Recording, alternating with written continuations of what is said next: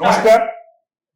বঙ্গ vote রঙ্গ 2024 the plurals, নিউজস্কোপ এবং climate channel Canada যৌথ উদ্যোগে নির্বাচন চলছে। মানুষ ভোট দিচ্ছেন। কোন দল কারা জিতবেন সেটা ঠিক হবে আগামী 4ই জুন। কিন্তু যে প্রশ্নটা বারে বারে আসছে সেটা হচ্ছে এই নির্বাচন ঘিরে যে বিষয়গুলো সামনে আসার দরকার বা সামনে আলোচনা হওয়ার দরকার সেটা কি সত্যি সত্যি আলোচনা হচ্ছে? আমরা চেষ্টা করছি এই বঙ্গ ভোট রঙ্গ 2024-এ সেই রকমই কিছু বিষয় আপনাদের সামনে নিয়ে আসার। আজকে যে বিষয়টা আপনাদের সামনে আমরা আনছি সেটা হলো খুব গুরুত্বপূর্ণ বিষয়। পশ্চিমবঙ্গের নিরিখে মহিলারাই কি মমতাকে বাঁচাবেন? আপনারা জানেন যে গত নির্বাচনের সময়, বিধানসভা নির্বাচনের সময় এখানকার যে তৃণমূল সরকার, তার বিরুদ্ধে অনেক অভিযোগ থাকা সত্ত্বেও তারা প্রায় নিরঙ্কুশ সংখ্যাগরিষ্ঠতা পেয়েছিলেন। তার অন্যতম কারণ হচ্ছে মনে করা হচ্ছে মহিলারাই একেবারে দল বেঁধে মমতা ব্যানার্জিকে ভোট দিয়েছিলেন। তার পিছনে কি কারণ আছে? তার পিছনে লক্ষ্মীর ভান্ডার কতটা রোল প্লে করেছে, স্বাস্থ্যসাথী কতটা রোল প্লে করেছে, সেটা আলোচনার বিষয়। তো এবারের নির্বাচনেও কি আমরা তার অ্যাকশন রিপ্লে দেখতে চলেছি? এইটাই হলো আমাদের আজকের বিষয়। আমার সঙ্গে এই বিষয়ে আলোচনা করার জন্য রয়েছেন অত্যন্ত বিশিষ্ট 3 জন বিশেষজ্ঞ। সাংবাদিক সাথী ভট্টাচার্য। সাথী, ধন্যবাদ অনুষ্ঠানে আসার জন্য। সাহিত্যিক অনিতা অগ্নিহোত্রী এবং কুমার রানা, সমাজকর্মী। সবাইকে আপনারা জানেন, নতুন করে কিছু বলার নেই।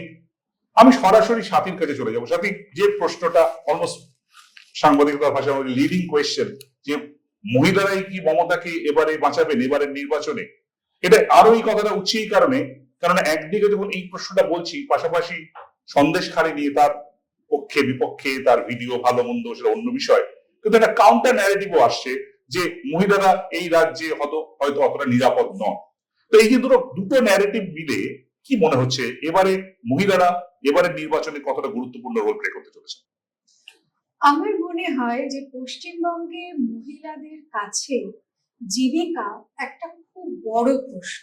কি করে তিনি নিয়মিত সংসার চালাবেন, কোথা থেকে তার সব প্রয়োজনের টাকা আসবে, এই কথাটা একটা খুব বড় অংশ মেয়ের কাছে একটা অত্যন্ত গুরুত্বপূর্ণ, অত্যন্ত প্রধান প্রশ্ন হয়ে উঠেছে।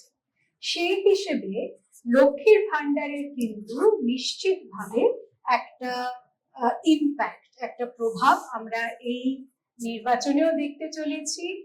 এমনকি আমি বলবো যে আমি নিজে ভোট দেখতে যেটুকু ঘুরেছি তাতে আমার মনে হচ্ছে যে কয়েকটা জায়গায় যেন মমতা বন্দ্যোপাধ্যায়ের চাইতেও বিরোধীদের প্রধান প্রতিপক্ষ হয়ে উঠছে লক্ষ্মীর ভান্ডার।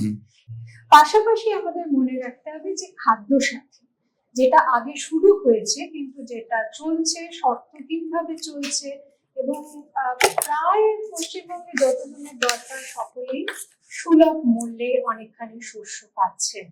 জীবিকা অর্জনের ক্ষেত্রে, অর্থাৎ এই যে কাজের বাজার, সেখানে যে একজন মহিলা কৃষিজীবী হন, শ্রমজীবী হন, তার যে উৎপাদন, তার যে পরিষেবা যা তিনি বিক্রি করছেন, তার যে তিনি যথাযথ দাম পাচ্ছেন না, এবং তার মহিলা বলেই তার উপর যে শোষণটা চলছে, যে ধরনের বঞ্চনা চলছে, সেটা সেখানে যে সরকার বা প্রশাসন তার পাশে দাঁড়াচ্ছে না। কিন্তু পাশাপাশি যেটা হচ্ছে, এই গত কয়েক মাসে সন্দেশখালী নিয়ে একটা বড় বিতর্ক, এবং সেটা প্রায় ন্যাশনাল লেভেল, প্রায় কেন বলছি ন্যাশনাল লেভেলের বিতর্ক।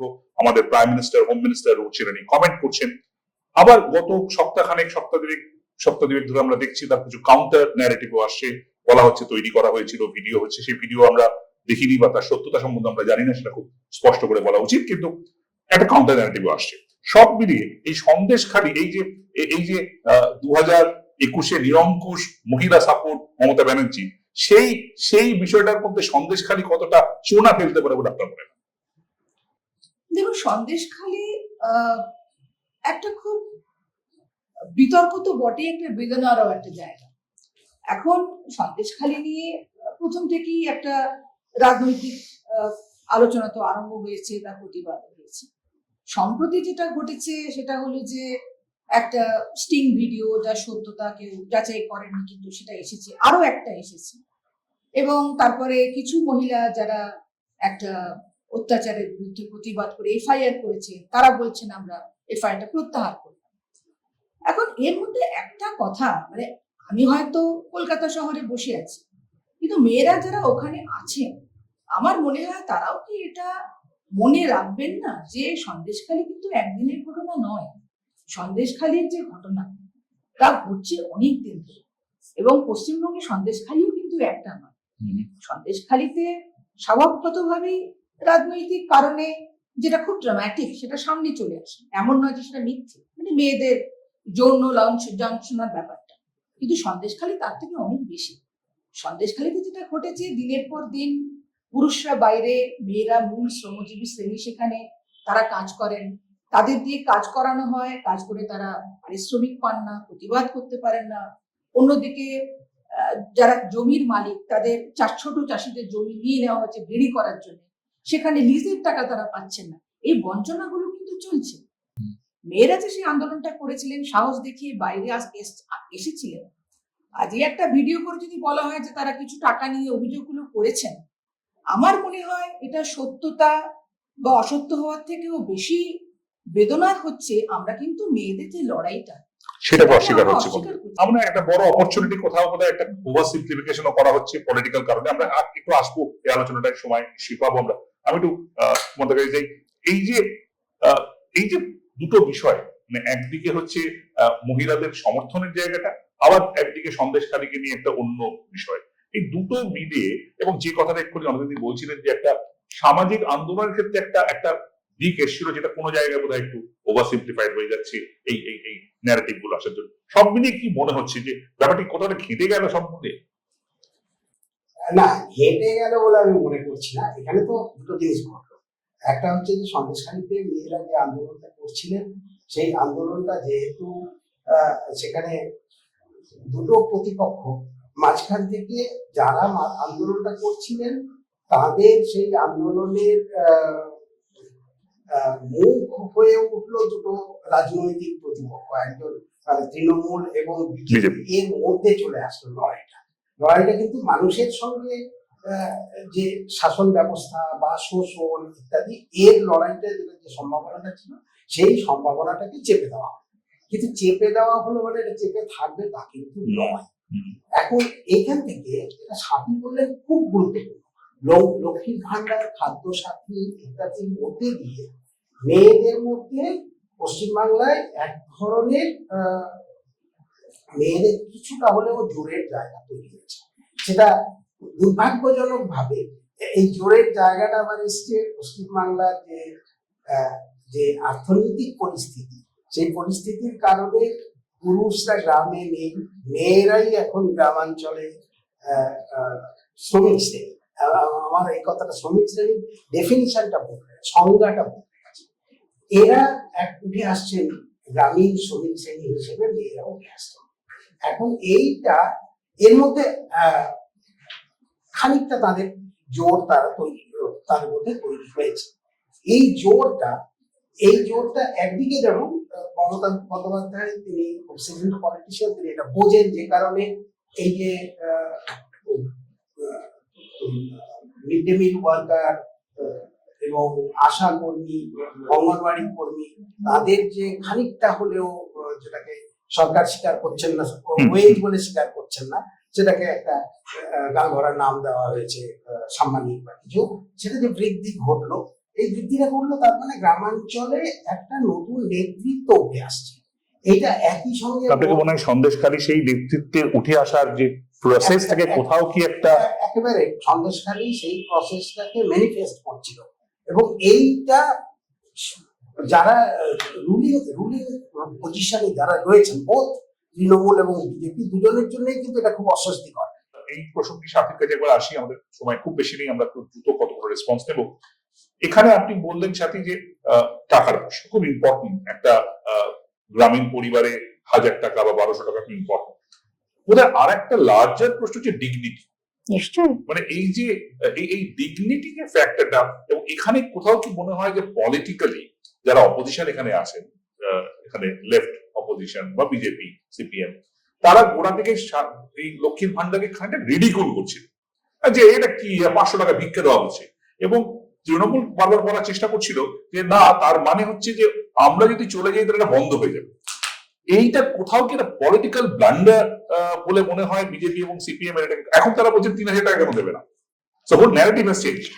হ্যাঁ, সে তো বটে। আপনি যেদিকেই তাকান, বিজেপি, কংগ্রেস, এমনকি লেফট, আমি লেফট ক্যান্ডিডেটের সঙ্গে কথা বলছি, তারা যখন যাচ্ছেন গিয়ে বলছে লক্ষ্মীর ভান্ডার তো সরকারি প্রকল্প, তৃণমূল চলে গেলেও চলবে। তখন আমি বলছি যে আপনি কি জানেন আপনার দল এটাকে সমর্থন করে কিনা? তো বলছেন যে, ওই ভদ্রমহিলা বলছে যে না আমি তো জানি না, কিন্তু আমার তো মানুষকে কিছু বলতে হবে। অর্থাৎ সেখানে তো একটা কম্পালশন আছে। কিন্তু পলিটিক্যাল ব্লান্ডার যেটা, সেটা আমি কুমারবাবুর কথার সূত্র ধরে বলবো যে সেটা হচ্ছে এই যে মানে একেবারে তৃণমূল স্তরে মেয়েরা, শ্রমজীবী মেয়েরা যেটা চাইছে, যে ধরনের দাবিগুলো সেখান থেকে উঠে আসছে, সেটা প্রায় সমস্ত দল জোট বেঁধে তার দিকে তাকাচ্ছে, সেটাকে ইগনোর করছে। এমনকি বামপন্থীরাও কেন করছে আমরা জানি না। যেমন ধরুন, আর এখানে আমার কেন্দ্র এবং রাজ্য দুটো সরকারেরই বলার কথা আছে যে মেয়েরা, শ্রমজীবী মেয়েদের সভায় যখন আমি যাচ্ছি, তারা বারবার বলছে যে 100 দিনের কাজ কি করে কেন্দ্র বা রাজ্য বন্ধ করতে পারে, এটা তো আমাদের অধিকার। আমি একটা শুধু উল্লেখ করবো, 70%-এরও বেশি মেয়ে কাঠকুটো কুড়িয়ে রান্না করে। এটা কি একটা ভদ্র, একটা সভ্য দেশের নিদর্শন? সেখানে কেন্দ্রই বা কি করছে আর রাজ্যই বা কি করছে? এই যে আবাস যোজনা, যেটা মেয়েদের সবচেয়ে বেশি একটা ঘরের প্রয়োজন হয়, আবাস যোজনার টাকা আমাদের বন্ধ হয়ে পড়ে রয়েছে। অন্তত 34 লক্ষ লোকের পাওয়ার কথা, তারা মেয়েরা পাচ্ছে না। এটা কেন্দ্র ও রাজ্য তাদের রাজনৈতিক দলীয় ঝগড়ার জন্য রাজ্যের মেয়েদের বঞ্চনা করছে। এটা মেয়েরা ভালো বোঝে, এরা প্রতিবাদ করছে, কিন্তু কোন দল শুনছে। আমি খুব অল্প সময় একটু মনোযোগের কাছে আসবো এবং তারপর পরবর্তীতে আসবো। আমি ফিগার দেখতে পাচ্ছি যে 2024-25 বাজেটে 44% রিসোর্স উমেন এম্পাওয়ারমেন্ট স্কিমে দেওয়া হয়েছে। মানে শুধুমাত্র এটা নয়, লক্ষ্মীর ভান্ডার নয়, সবগুলো মিলে। এর যেমন একটা অসম্ভব বড় সামাজিক রোল আছে, পাশাপাশি অনেকে মধ্যে করছেন, এবং এটা যখন আমরা কথা বলি বিভিন্ন দপ্তরের মন্ত্রী বা আধিকারিকরাও মানেন যে সব টাকাই তো লক্ষ্মীর ভান্ডারে চলে যাচ্ছে, আমার ডেভেলপমেন্টাল করছে। এই যে ওয়াইডার ডেভেলপমেন্টে কি কোথাও কি আমরা, আপনি ব্যুরোক্র্যাটের পথে ব্যুরোক্র্যাট, এই ওয়াইডার ডেভেলপমেন্টে কি কোথাও কম্প্রোমাইজ হচ্ছে? একটু আমার তো মনে হয় এটা কিন্তু আরো বেশি করে বিরোধী যারা দল, তাদের অন্তত বামেদের এটা ফোকাস করা উচিত ছিল আগে থেকেই। সেটা হচ্ছে যে মেয়েদের অর্থনৈতিক ইস্যুগুলো কোথায় আসছে সামনে। মেয়েরা যে equal pay for equal wages পাচ্ছে না, বা ধরুন জমির পাট্টা দেওয়া যেতে পারতো, এই মর্মে একটা পুরনো ইনস্ট্রাকশন আছে লেফট আমলের, যে জমির যখন পাট্টা হবে যুগ্মভাবে দেওয়া হবে, সেটা তো ফলো হচ্ছে না কোথাও। তারপরে এই যে একটা সার্বিক অবনতি হচ্ছে, আপনি এককালীন টাকাকে আমি কম বলছি না, বা স্বাস্থ্যসাথীকেও কম বলছি না, কিন্তু পশ্চিমবঙ্গের অর্থনৈতিক অবস্থা এখন এত খারাপ, এখানে নতুন চাকরির সংস্থান নেই, এত মাইগ্রেশন। এখানে যদি আপনি শেষ পর্যন্ত মেয়েদের অর্থনৈতিক অধিকারকে রক্ষা না করেন এবং তার জন্য বাজেটে টাকা প্রোভাইড না করেন, টাকা প্রোভাইড করার থেকেও ইম্পর্টেন্ট যেটা হচ্ছে না, কিন্তু সিস্টেমটা আমরা ডিফার্ম করে রেখেছি। আপনার একেবারে একই কমেন্ট, এই যে ওয়াইডার ডেভেলপমেন্টটা কোথাও কম্প্রোমাইজ হচ্ছে কিনা মনে হচ্ছে, এবং সেটা মানে এই যে মহিলাদের সমর্থনটা, সেটা যদি রাজ্যটার যদি অর্থনৈতিক ব্যবস্থাটাই ভেঙে পড়ে, সেটা সাস্টেনেবল করবে কিনা সে প্রশ্ন উঠছে। তো আপনি কিভাবে দেখছেন? এইখানে একটা বড় সমস্যা হচ্ছে যে উন্নয়নকে আমরা কিভাবে দেখি। উন্নয়ন বলা হচ্ছে, উন্নয়ন মানে কতগুলো বাড়ি, ঘর, দৌড়, রাস্তা, এইটুকু তো নয়। উন্নয়ন মানে একটা কম্প্রিহেনসিভ ব্যাপার, একটা সবাই মিলে সবাই নিজের মতন করে নিজেকে বিকশিত করতে পারবে। এটা খুব জোর দিয়ে বলা যায় এবং প্রকাশ্যে জোরের সঙ্গে বলা যায় যে তৃণমূল সরকার বা বিজেপি সরকার কারো মাথায় কিন্তু এই জিনিসটা নেই, এবং সেটা বলতে বলতে বলতে দ্বিধা নেই। বামপন্থীরাও সেই ব্যাপারে ভীষণ রকমের ধোঁয়াশায় আছেন যে উন্নয়ন কাকে বলবো, তারা নিজেরাও বুঝে উঠতে পারছেন কোনটা বলা উচিত, বলবো থেকে বলা উচিত। এখানে একটা মানুষের সঙ্গে এই শাসকদের একটা কিন্তু দ্বন্দ্ব অবিরাম চলছে। এই যখনই তাকে গ্রহিতা করে রাখা হচ্ছে, তখনই তার মর্যাদায়, তার একটা শ্রমজীবী মানুষ, তার শ্রমের মর্যাদা, তার কথার মর্যাদা, এই দুটোই কিন্তু শাসক দল এবং প্রশাসনকে দিতে হবে। সেটা এখন অব্দি আমি মর্যাদা হানি হচ্ছে। আমাদের সময়টা একেবারে শেষ। আমি একটা প্রশ্ন মানে উত্তর কোনো আমি জাস্ট মানে এই উত্তরটা আমি হ্যাঁ বলতে পারেন, না বলতে পারেন বা হয়তো বলতে পারেন। এই যে প্রশ্নটা দিয়ে আমরা শুরু করেছিলাম যে এবারে নির্বাচনে মহিলারাই কি মমতাকে বাঁচাবেন, আমি একটু জানার চেষ্টা করবো এটা হ্যাঁ, না বা হয়তো, বা আগে অনিতা দি বলুন। অনুমতি দিচ্ছে হয়তো বলবো আমি। হয়তো। সাথী? আমার মনে হয় মহিলা এবং চাষি এই দুটোই মমতার প্রধান সাপোর্ট। মহিলা এবং চাষি, আচ্ছা কৃষক। আচ্ছা আচ্ছা বলতে হ্যাঁ, আমি তার সঙ্গে আরেকটা জিনিস যোগ করবো যে মহিলারা বোধ হয় এইবারটা মমতাকে পার করে দেবেন, কিন্তু সেটা মমতার জন্য একটা সংকেত হিসেবে গ্রহণ করা উচিত। সেটা তার মানে সেটা উদযাপন না করে তার একটা বিপদ সংকেত হিসেবে জ্ঞান করা উচিত। দেখা সবসময় ডিনায়ালে থাকলে কিন্তু হয় না। হয় না। আমার মনে হয় আমরা একটা দিক পেলাম, খুব স্পষ্ট নয়, নিশ্চয়ই স্পষ্ট হওয়ার কথাও নয়, কিন্তু এই তিনজন এবং চমৎকার আলোচনা হয়েছে। আমার তো মনে হচ্ছে এই আলোচনা চালিয়ে যাওয়া যেতে পারে, কিন্তু আমাদের সময় অল্প, আমরা থামতে হয় কোথাও। কিন্তু যেটা বোঝা গেল যে হ্যাঁ হয়তো যেটা আমাদের ক্রিকেটের ভাষায় বা খেলার ভাষায় অ্যাডভান্টেজ মমতা মহিলাদের ভোটের ক্ষেত্রে, কিন্তু সেই অ্যাডভান্টেজের মধ্যে কোথাও কাঁটা লুকিয়ে আছে, যেটা বললেন যে হয়তো এটাই শেষ অপরচুনিটি। সুতরাং এই যদি এবার তিনি এই মহিলাদের ভোট পান এবং সেই ভোটে জেতেন, প্রায় 17-18টা কনস্টিটিউয়েন্সি এর উপর ডিপেন্ড করে বলে অনেকে বলছেন, ওটা বড় কনস্টিটিউয়েন্সি, তাহলে সেটাকে কিন্তু উদযাপন না করে কোথাও একটা সেটা থেকে একটু শিক্ষা নিয়ে পরবর্তীকালে সেটা ভাবা উচিত। মমতা ব্যানার্জি অত্যন্ত প্রবীণ, অত্যন্ত আমি বলবো যতই যা সামাজিক মাধ্যমে ধরুক অত্যন্ত কূটকৌশলী নেত্রী। তিনি জানেন তার থেকে বেশি বাংলার মানুষকে খুব কমজোরি জানে।